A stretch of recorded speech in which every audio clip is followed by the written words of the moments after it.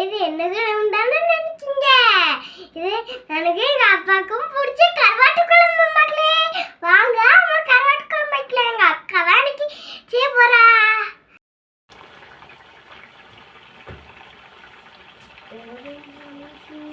Hi friends, வாங்க எப்படி கருவாட்டு குழம்பு வைக்கலான்னு பார்க்கலாம்.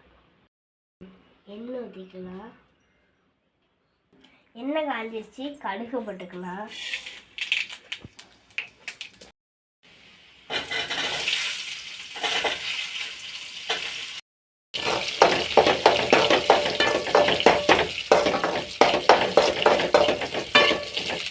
வெங்காயத்து கூட கருவேப்பிலை சேர்த்துக்கலாம். வந்துட்டு இப்போ வெட்டி வச்சு தக்காளியை போட்டுக்கலாம்.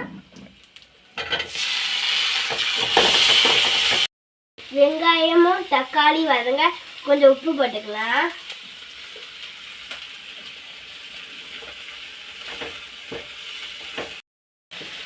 இப்போ வெங்காயமும் தக்காளியும் போட்டுறது கூட கழுவி வச்சு கருவாடையும் போட்டுக்கலாம். கருவாடு வேகிறதுக்கான 5 நிமிஷம் மூடி வச்சுக்கலாம்.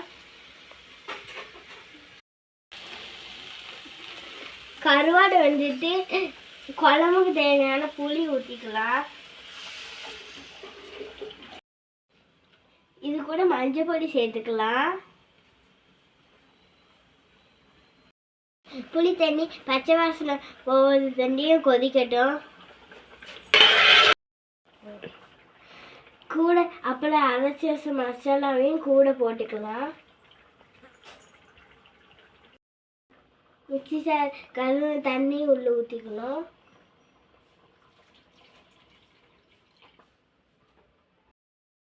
வாங்க குழம்பு எப்படி வந்திருக்குன்னு பார்க்கலாம்.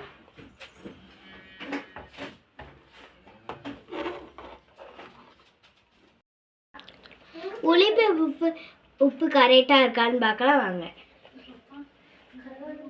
இங்கே பாருங்க, எல்லாமே கரெக்டாக இருக்கு. கருவாடு குழம்பு ரெடி.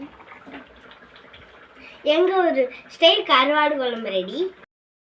சுட சுட சோறு நம்ம வச்சு கருவாடு குழம்பு ஊற்றிக்கலாம்.